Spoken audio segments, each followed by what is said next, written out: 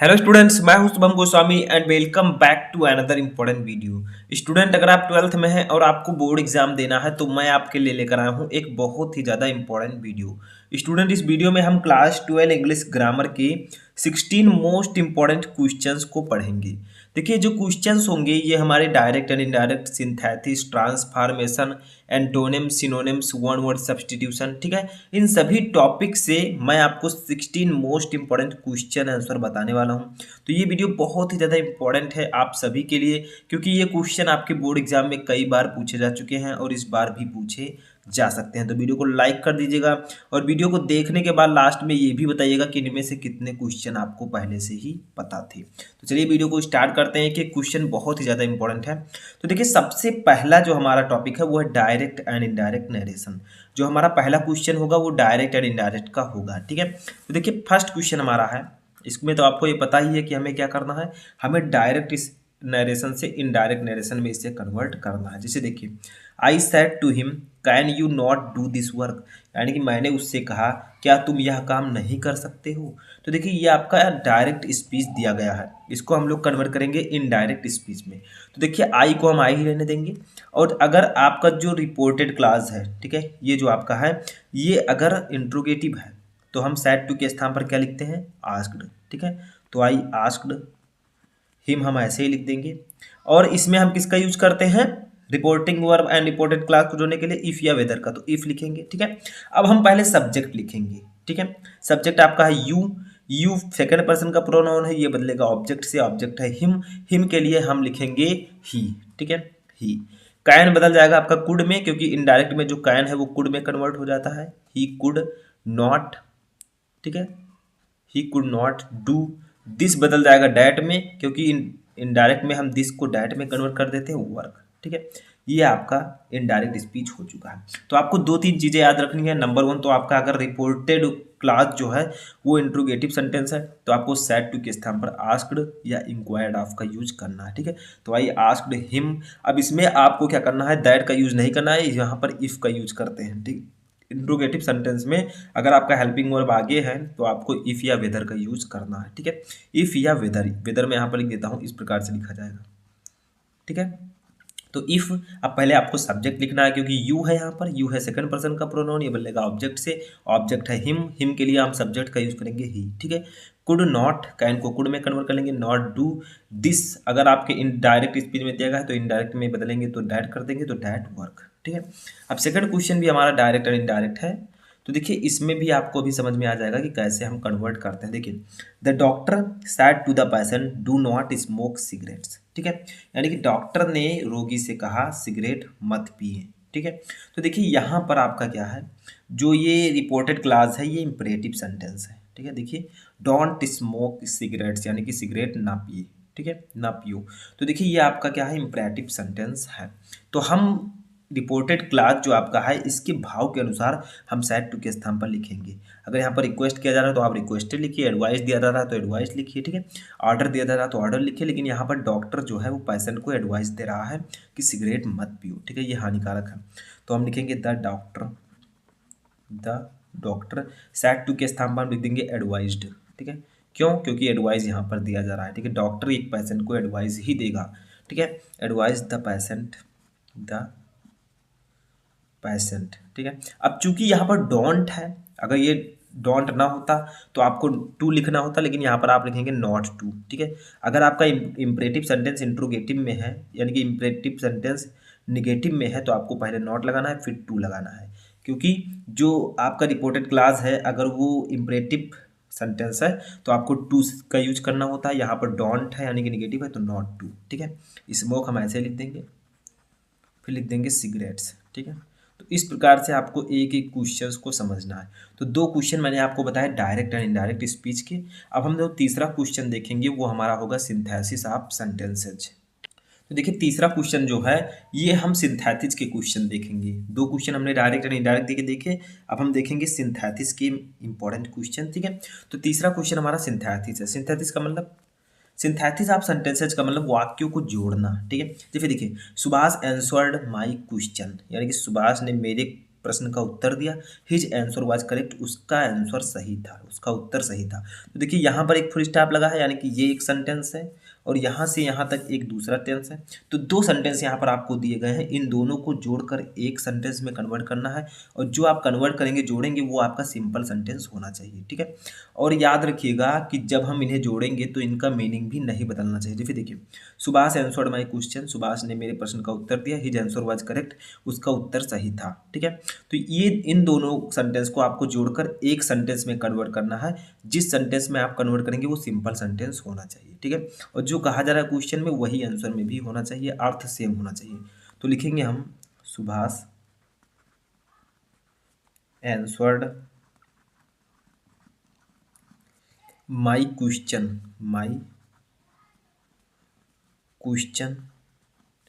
Correctly, ठीक है, correctly.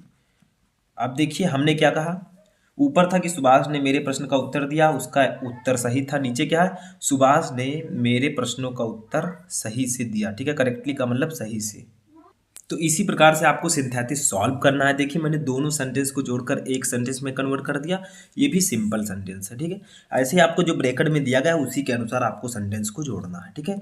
दोनों का अर्थ भी सेम है। ऐसे देखिए चौथा क्वेश्चन अभी समझ में आ जाएगा, ये भी आपका सिंथेसिस है, लेकिन इसमें आपको करना क्या, द मैन वाज कॉट, यानी कि आदमी पकड़ा गया, ही स्टोल माई वॉच, उसने मेरी घड़ी चुराई, ठीक है। तो इसका अर्थ होगा कि आदमी पकड़ा गया, उसने मेरी घड़ी चुराई थी, ठीक है। तो इसको आपको जोड़कर कन्वर्ट करना है कॉम्प्लेक्स सेंटेंस में, यानी कि दोनों सेंटेंस को आपको जोड़ना है और उसे कॉम्प्लेक्स सेंटेंस में कन्वर्ट करना है। अब आप लोग कैसे करेंगे, मीनिंग सेम होना चाहिए, ठीक है। तो हम लिखेंगे यहाँ पर द मैन, ठीक है। हु का मतलब यहाँ पर होगा जिसने, ठीक है। Stole my watch, stole my watch, ठीक है, माई वॉच वाज कॉट, ठीक है। इसका मतलब क्या होगा, वह आदमी जिसने मेरी घड़ी चुराई थी वो पकड़ा गया, ठीक है। वह आदमी जिसने मेरी घड़ी चुराई थी पकड़ा गया। देखिए द मैन वाज कॉट, यानी कि आदमी पकड़ा गया, ये पैसिव वॉइस है, किसने पकड़ा, सब्जेक्ट नहीं है, ठीक है। तो ये पैसिव वॉइस है। तो नीचे मैंने क्या कहा, वह आदमी जिसने मेरी घड़ी चुराई थी पकड़ा गया, ठीक है। तो मैंने इसको कॉम्प्लेक्स सेंटेंस में कन्वर्ट कर दिया है, मीनिंग सेम है, ऊपर भी वही था नीचे भी वही है, ठीक है। समझ में आ गया। तीसरा जो हमारा पांचवा जो क्वेश्चन होगा वो होगा ट्रांसफॉर्मेशन ऑफ सेंटेंसेस से, ठीक है। यानी कि ट्रांसफॉर्मेशन ऑफ सेंटेंसेस हमारा टॉपिक है, इससे हमारा पांचवा क्वेश्चन है। देखिए ये भी लगभग उसी तरह लेकिन दूसरी तरह है, ये इसमें आपको ऐड नहीं करना है। देखिए very few poets of India bear as great as Rabindranath Tagore, यानी कि भारत में बहुत कम ऐसे कवि हैं जो रविंद्रनाथ टैगोर जैसे महान हैं, ठीक है। यानी कि भारत में रविंद्रनाथ टैगोर जैसे महान कभी बहुत कम है, ठीक है। इसको आपको बदलना है सुपरलेटिव डिग्री में, क्योंकि ये पॉजिटिव डिग्री में है, ठीक है। तो देखिए इसमें आपको क्या करना है, सुपरलेटिव डिग्री में कैसे होता है, देखिए आप लिखिए, पहले लिखेंगे आप लोग Rabindranath Tagore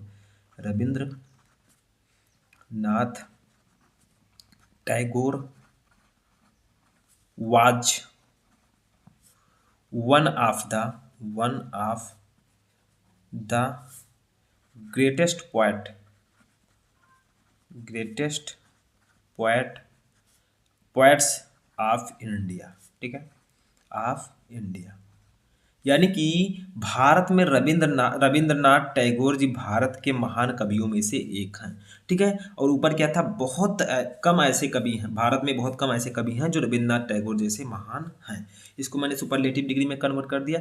Rabindranath Tagore was the one of the greatest poet of India, यानी कि जो आपका सुपरलेटिव डिग्री होता है वो उसमें क्या होता है, EST लगा होता है। जैसे ग्रेट इनकी महानता है, इनकी विशेषता है, उसमें EST लगा है, तो ये आपका सुपरलेटिव डिग्री में कन्वर्ट हो चुका है, ठीक है। ऐसे ही आपको करना होता है।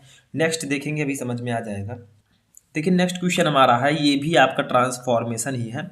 इसमें देखिए the lesson is too difficult to understand, यानी कि यह पाठ समझने के लिए बहुत कठिन है, ठीक है। इसमें आपको क्या करना है, TOO वाला 2 को हटाना है।